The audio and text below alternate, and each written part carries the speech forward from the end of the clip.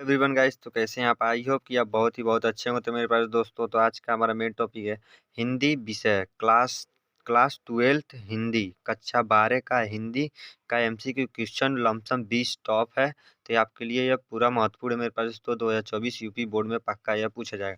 तो मेरे प्यारे दोस्तों, हम अपने प्रश्न को शुरू करते हैं और आपको पूरा शुरू से अंत तक बने रहिए मेरे पास दोस्तों, क्योंकि इससे भी खतरनाक आगे का प्रश्न है। मात्र आप देखने से ही आपको यह रट्टा याद हो जाएगा। तो पूरा वीडियो को शुरू से अंत तक जरूर देखिएगा। तो मेरे पास तो हमारा पहला प्रश्न है, हम ध्यान से आपके बीच पढ़ते हैं और इसका उत्तर आपको डायरेक्ट बताते हैं। नागरी क्या नागरी प्रचाररी पत्रिका। तो क्या मेरे प्यारे दोस्तों, पहला हमारा प्रश्न है, ध्यान से देखिएगा। नागरी प्रचारिणी सभा की स्थापना की है मेरे पास तो इसमें हमारा क्या राइट आंसर हो जाएगा पहले का? तो ध्यान से देखिएगा मेरे पास, तो पहले का हमारा क्या हो जाएगा? ख हो जाएगा। श्याम सुंदर दास ने नागरी प्रचारिणी की सभा स्थापना की है। तो अब हम क्या लेते हैं मेरे पास, तो आपके बीच दूसरा क्वेश्चन को भी ध्यान से देखिएगा।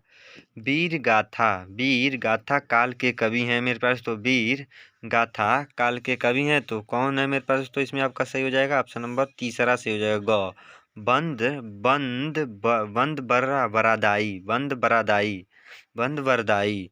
तो अब लेते हैं हम आपके बीच तीसरा क्वेश्चन को, ध्यान से देखिएगा मेरे पास। तो भारतेंदु से पूर्व के लेखक कब लेखक हैं मेरे पास? तो भारतेंदु से पूर्व के लेखक इसमें कौन है? तो मेरे पास तो हमारे इसमें क्या हो जाएगा? ऑप्शन नंबर क सही हो जाएगा। क्या?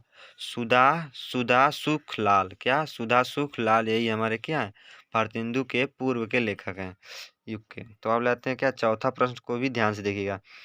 आधुनिक गद्य का जनक कहा जाता है मेरे प्यारे दोस्तों। आधुनिक गद्य का जनक कहा जाता है तो किसको कहा जाता है? तो इसमें हमारा क्या राइट आंसर हो जाएगा? ऑप्शन नंबर घ से हो जाएगा। भारतेंदु हरिश्चंद्र को कहा जाता है। तो अब लेते हैं क्या पांचवा प्रश्न को, ध्यान से भी यह भी देखिएगा मेरे।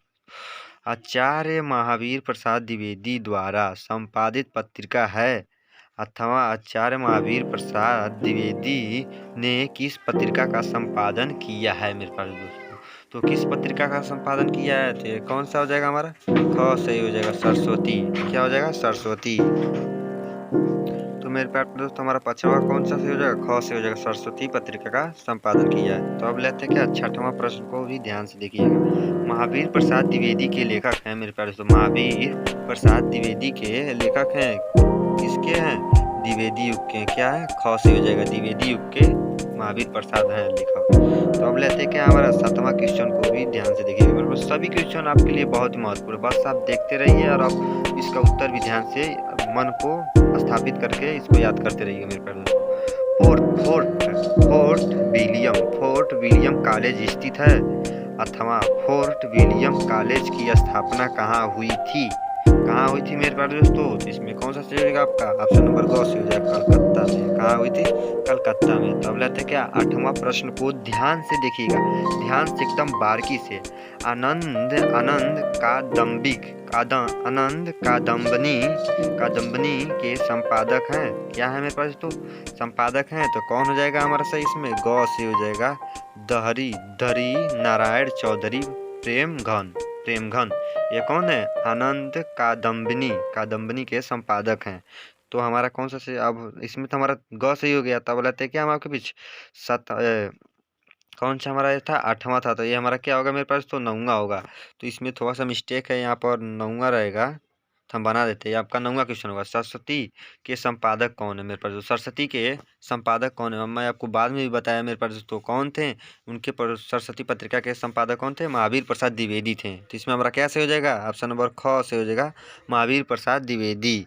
तो अब लेते हैं हमारा क्या आपके बीच 10वां क्वेश्चन को, बहुत ही महत्वपूर्ण है। तो मेरे पास दोस्तों आपको हम 9वां क्वेश्चन का उत्तर तो बता दिए हैं, ख होगा सही।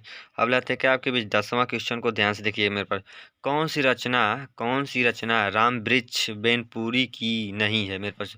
इसमें 10वां क्वेश्चन क्या बोल रहा है? कौन सी रचना राम वृक्ष बेनपुरी की नहीं है? तो हमारी कौन सी नहीं है मेरे पास दोस्तों?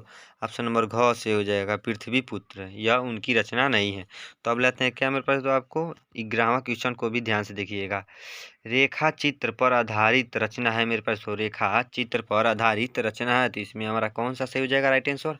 ऑप्शन नंबर ग सही हो जाएगा, अतीत के चलचित्र। तो अब लेते हैं क्या आपके बीच 12वां क्वेश्चन को भी ध्यान से देखिएगा मेरे पास। तो स्मृति स्मृति की रेखाएं कृति हैं, स्मृति की रेखाएं कृति हैं मेरे प्यारे दोस्तों। तो कौन सा है इसमें सही राइट आंसर आपका ग से हो जाएगा, महादेवी वर्मा है। कौन सी? महादेवी वर्मा की है।